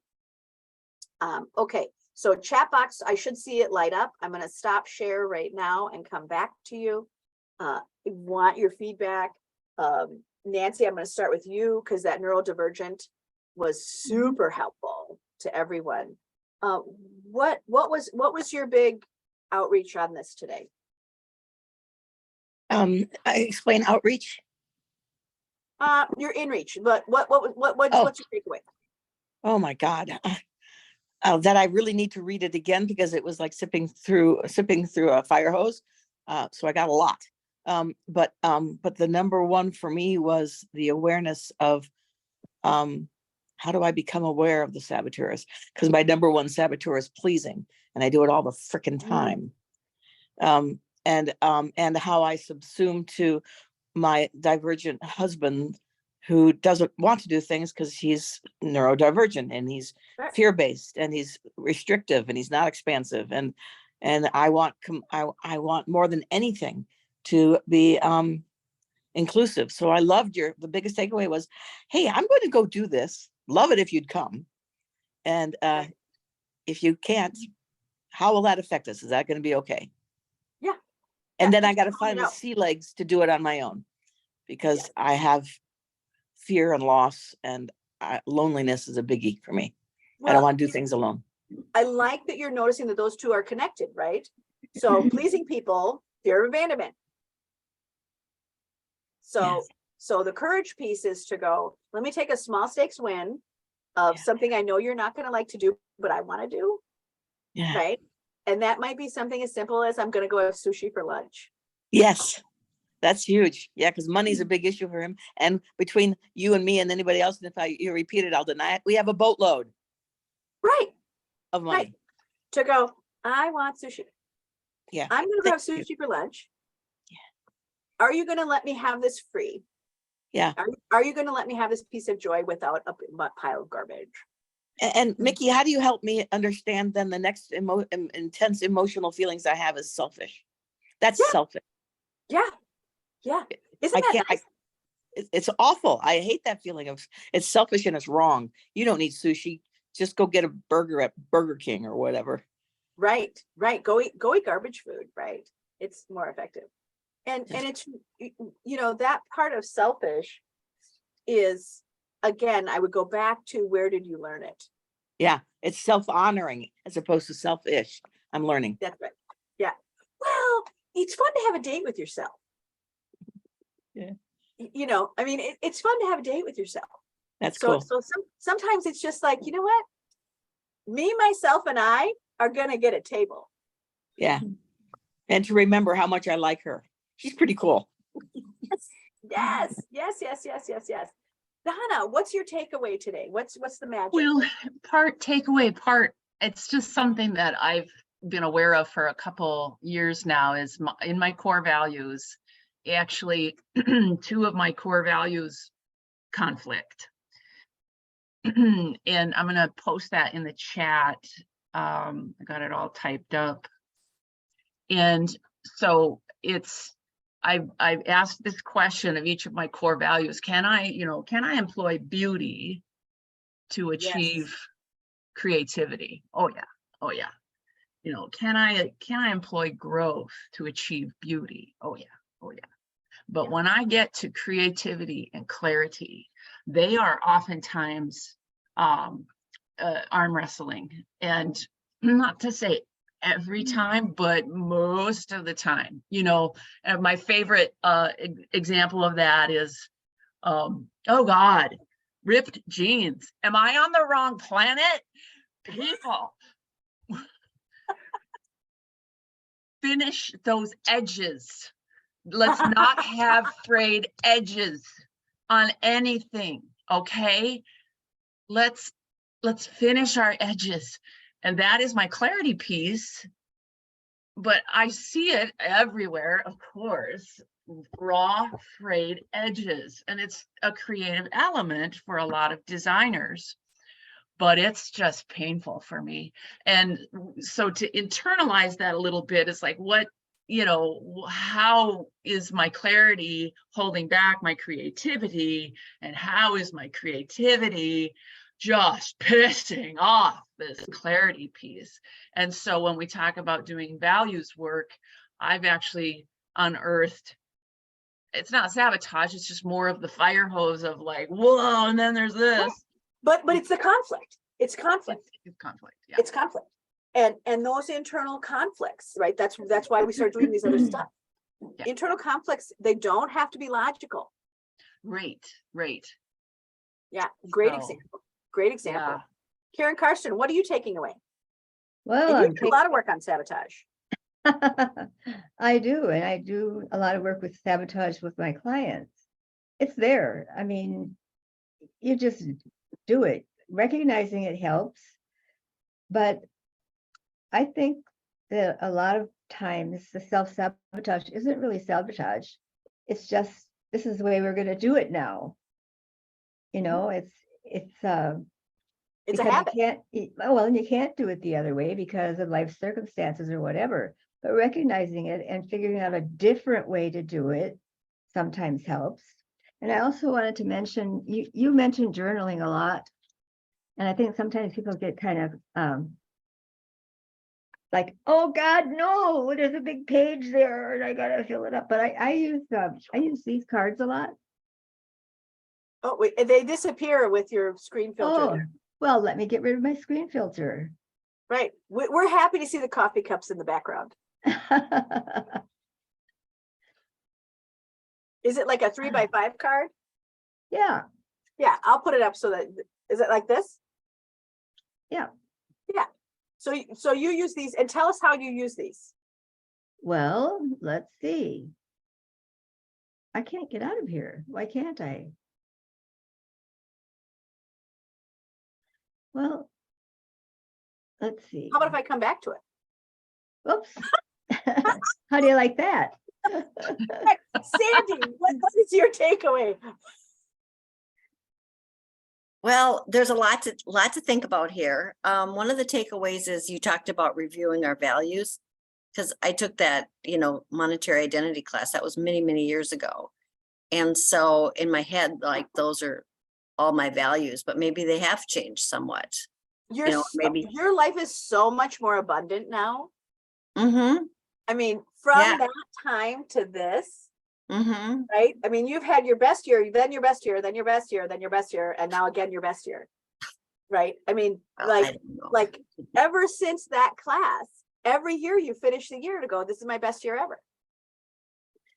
Well, I don't know about that, but but I Feels that way. maybe you're right. Maybe you're right. I don't know. Will. But we'll see it's if also it's also abundant in other ways too. yes. Just like, I don't know, just a lot of things. Like I just feel happy every day, pretty much. Very joyful. I feel grateful. Yeah. I just feel like I'm in a good place, and I can see, oh, I haven't done this and this and this, but it's like, well, I'm moving forward on everything. Feels So nice. yeah, I feel happy. So working on my values, and then the self-sabotaging things.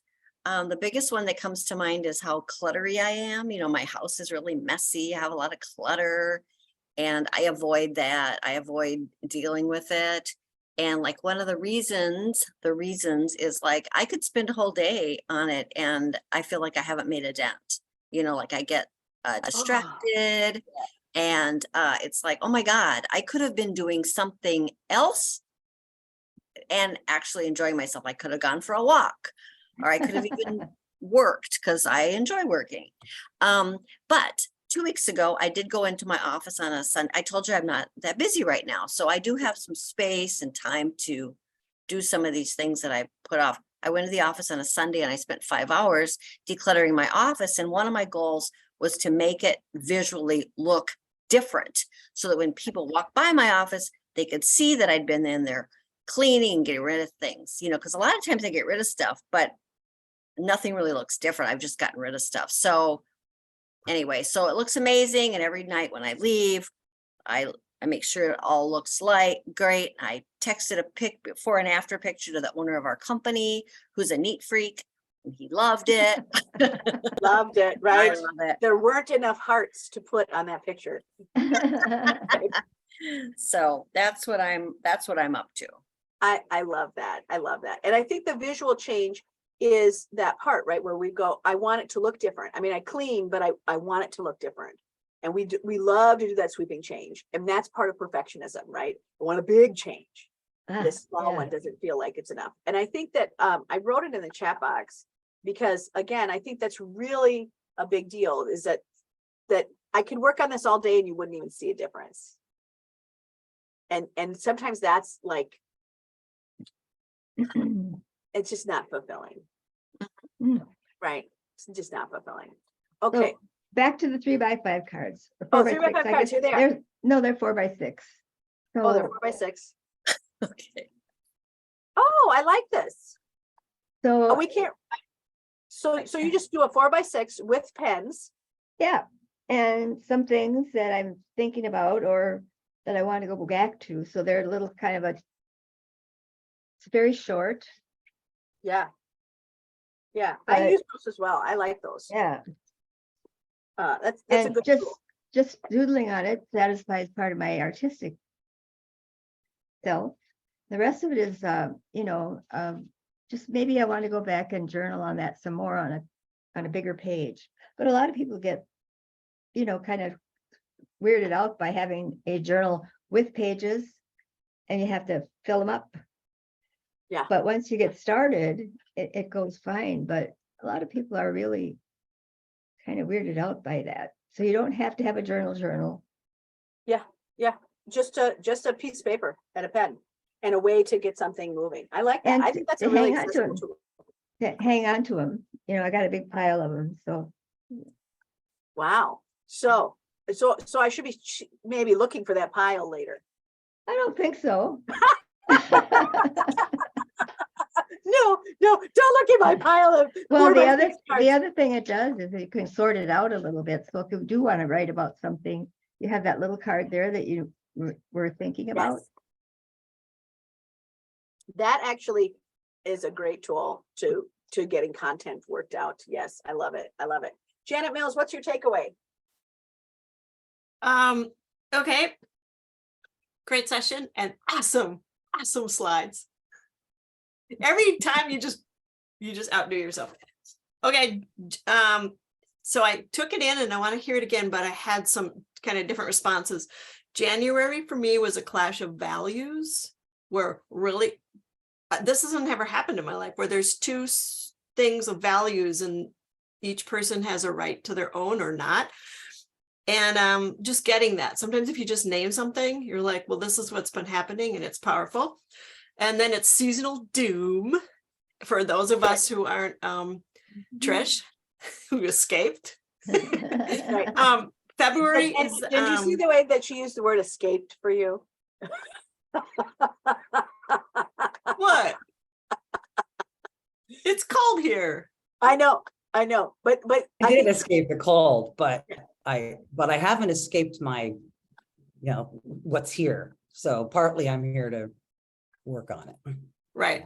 Well, Yeah, same. I love Same. the So seasonal doom. Damn it. Are we allowed to swear in here? Yes. And then February is carve out and protect work time and also resiliency. Because I want to be all there. I want to be, you said at the start, fully present. I want to be fully present. And then build behaviors to accomplish work steps and work. And I love the happy parts where you said feeling safe, and have people around who support your back, and the story about where you went in as a consultant with, and you said about the bad work struggles, and you had everyone only reach out to others about something that the other person was great at. Yeah. And I took a photo class a million years ago, and the instructor his name is Doug Beasley. He only praised. He didn't say like, oh man, like that's out of focus. He like said, oh, I love the light on that person's cheek or whatever. And then at the final critique, we just like lined the floor. Everyone just, because you get the praise, everyone went crazy and they did so much because there wasn't the fear of failure. And then the last thing, if I have time, would be I figured out my roadmap for self-sabotage. I get anxious and then I don't like that anxious feeling, so I avoid doing the work. So what I have to do is get anxious. That was a key item. So make sure to put that in the chat box. Okay. So when that was gold. No, that's like the roadmap to me, the puzzle that I just figured out. So then when you needed, I do is exposure therapy kind of thinking like, okay, this is going to feel yucky. I'm just going to work through it for a bit. And, just get started. It's going to feel yucky. Now I figured this out because my niece down the block, she gets anxious. We're not related by blood, but she gets anxious. She has the opposite. She packs 2 months early, her suitcase 2 months early. She doesn't live here. She lived in Sydney. Now she lives in Switzerland. But so I'm like, hey, that's a great, we both have the same problem, but I'm wording my success and she's like packing 2 months early. I mean, she's not happy with that anxiety, but yeah. Okay. So I have more, but that's enough. Well, it is, just put it in the chat box. That piece of liquid gold. I can see Sandy wants to say something. No? Okay, it was good. Okay, I am at time. So I'm going to just remind you, if any of you have to jump out, that is okay. Love you. But I am going to give us the extra time. So those of you who have time to stay in, that's great. Because I do have some secrets that I did promise about this. Do you want me to go to the last two of you, or do you want to see the secret first? Sure, secret's fine. Show us the secret. Well, let's do this. Item purchase. Danny Dixon's going to freak out here. I bought a magic wand. Where did you get that? Magic wand. Here it is with a rock. Yeah, Danny, you're going to go all over the world with this. So, is that an amethyst? It's like this dark color that looks like amethyst. So I don't actually, maybe Danny can. It's a garnet. Garnet. This is garnet. There you go. It's super heavy. I Can had you to take hand that it. on an airplane? I took this on an airplane. Yes. Oh, But you know what? If you fly first class, no one asks any questions. oh, okay. They They let also you don't carry ask any anything on. questions if you're flying out of London, just so you know. Oh, well, yes, I was not international, but I let somebody else bring it into the country. So there's my big secret. So Janet Mills, that was my gift to you, is to wait to the very end to have a little secret. And then if I'm going to let everybody else go, if you want to also know the secrets that are on my desk, I'll do those at the very, very end too. But let's go to Trish. What do you take it away? Oh, well, you know, this is all stuff I've been working on, as you know. Magically. So, yeah. I'm not sure what my takeaway is. I'm definitely thinking about the whole monetary identity piece, because I took that class too. And, you know, clearly, that is still a big factor for me, is where I come from. And I have to work on that. I've got to look at that. And as far as the sabotaging, well, I do that. I've been doing that constantly lately. Eating too much, you know, destructive behaviors, binge watching, just procrastinating. However, I will show you guys this. This is part of my problem, is that I don't know how to self-regulate very well. It's one of the many executive function skills I'm struggling with. Right. So I'm packing, right? I'm getting ready to leave. This was Monday evening, and I rarely sleep before I go on a trip. But I've never done this before. I organized a linen closet. Now, Oh my gosh, it's beautiful. it's, yeah, I mean, there's still some stuff I gotta get rid of, but you should have seen this Monday afternoon. It was like everything was out of it. It was a mess. There was, you know, I was throwing stuff out. And for some reason I decided, well, I need to do this before I go on my trip. I've got to get this closet done, which I've been kind of doing in bits and pieces. So that felt really good. And so I guess the takeaway for me is, when you feel you can do something small, do it. If you feel you can't, you know, and you need to you know, neurodivergently binge watch or eat a whole cake or whatever it is, you're going to have to do that. But at some point, you feel those moments of clarity. You feel that moment where you're like, I just got to break out of this. And that's the moment that you do it and find something to do. Find something that you can do. Yeah. And that's what I'm trying to do. I mean, this trip, I'm alone here for this week, and I've taken a lot of my little projects with me, like my password collection. You know, I've got like all these little bits and pieces, and some of my passwords aren't good. So I'm going to do that. I'm going to do these little organizational pieces to help clear that crap out of my mind. But other than that, it's great to see everybody. Really got a lot of good insights from all of you ladies today, and I appreciate it. Good. And I want to add that Danny put the link for the rock tumbler in, just in case. Just wanted to let you know that. Miss Janine, this is one of your favorite friendly topics. You love you love to talk about self-sabotage. I'm really good at self-sabotage personally. I might even give myself a degree in it. I don't know if that's something to brag about, but I think I'm acutely aware of it every moment of the way. Definitely fall into the procrastination of not knowing and being paralyzed by that. And then you combine in that it's like something that I want to do, but then I don't do it. And then I feel guilty for not doing it.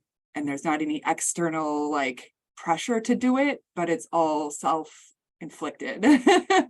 So like not being able to start on a project that I want to do and falling into the same self-sabotaging thing from that, then like wasting time and then feeling terrible about it. Do you like spend a lot of time getting ready to start Like, okay, I have to get ready to do this. And then by Oh, the time you're yeah. ready to do it, you're exhausted from getting I ready. saw an eyebrow wink on that Yeah. from Mhm. Donna. Getting ready. Yeah. Yeah. And I'm really like the ruminating thoughts around it as well, like how to make it perfect, but never actually make any actions to move it. But in my mind, it's almost done, but it's not even started. And then reality hits. Yeah. Right, right. And one of the things I love about sabotage is, right, it's such a vibrant forest of things that we can do, that they can interact in any way, right? We can all create abundantly from the forest of self-sabotage, or the forest of emotions, or the forest of values, and so forth, and kind of combining them. And that's why I just go, it's just a time to be kind. It's just a time to be kind, and to recognize that you have, again, I've talked about this timer a lot. This is a great tool in self-sabotage, but it's also a great tool there. See, she's got one too. This is a great tool for neurodivergent. This is a great tool for a lot of things. This is a Pomoto timer, and you can just set it, and it has this big red item that comes on. It is silent. It does not tick, but it's a way for you to go, yeah, I'm going to work this many times. And what'll happen is, as it goes through, right, you get to look at your time running out. And that, for some reason, is really helpful. But I love this as a tool. Oh, Karen's got one too, that you just go, I'm going to give this 30 minutes or something, or 25. And these are traditionally 25-minute tools. For those of you who were in small business cohort, those 4x6 cards we use a lot because they have a lot of space on them. This is a simple item that you can get at the Office Max store, but really kind of putting together things that you can work on. I really like this paper size a lot because you can tuck it in, you can pull it out. But if you have, we use this in the small business cohort on different projects. So like Janine and I had a project last year on a big show. Janet went to that show for King Demetrius. And this is where it started, was just on a 4x6 card to go, okay, what are all the steps that I have to get done to get that launched? And how do we get it started? Okay, well, once again, I go, thank you so much for today's topic. Thank you for spending time with us. I do appreciate it. And I do appreciate you spent 12 extra minutes on this as well. So thank you so much. If you have to go, pop out, but I will show you, if you want to stay, I have all of these things that came while I was gone. And one of them, Janine, Janine and Janet might be the most proud of me. But these are they're creative cards, and they're all the photographs that you guys have been lusciously seeing from me on my Facebook page and things like that. So I have a creative matching project that I've been doing. And so this is the prototype of those images. So you can create a little matching deck of cards for yourself or for a friend and use them any way that you want. So so that prototype is here. So that's kind of fun. And we have boxes of them. So that was a big, that was a big fun thing moving forward. And then the second thing that showed up at my desk is same kind of square. Oh no, this is a quote square. So this is a welcome thing. But the one that I thought you would like are all these prosperity habit quotes, where they're one on one side and another on the other. So you can decide how to put them on your thing. So, but the fun of that is that we're building them so that people can build their own deck. So that you can go, oh, that's the quote I need this year, or that's the quote that I need. So we're working on that product this year. But again, I picked this one first. You are the most urgent matter in your life. And then being friends with the future is done by being present today. right? So it's kind of the same piece, but just a different little wording. Those are also good journal prompts, you know. I love them as journal prompts. Yeah. And Nikki, where can we buy them? On your website? I haven't gotten them yet. I mean, these are the prototypes. So, Okay. but if you would like me to send you one of this one right here, I'll pop it in the mail. You got to give me a little more time. Okay. So but we are working on the prototypes. They're actively here and they're a physical thing and they're right here. So I should have them all done. I have this big goal of 33 products finished in 24 months. 24. So, Wow. so you'll That's see a lot of things. exciting. Yeah. Yeah, that's the big. I got 33 in 24. So there's the secret of what am I doing in my spare time now that I closed Project Elf. So yes, magic wand, real product. Thank you. Thank you so much. Thank you. Thank you, We do Mickey. appreciate you. Thank you, Carol. Oh my God. All You have right. Bye. See you. Have a great day. Bye. Thank you, Thank you for Mickey. coming. Have a Thanks good for day. laughing. Bye. Thanks Janet, for bye. organizing.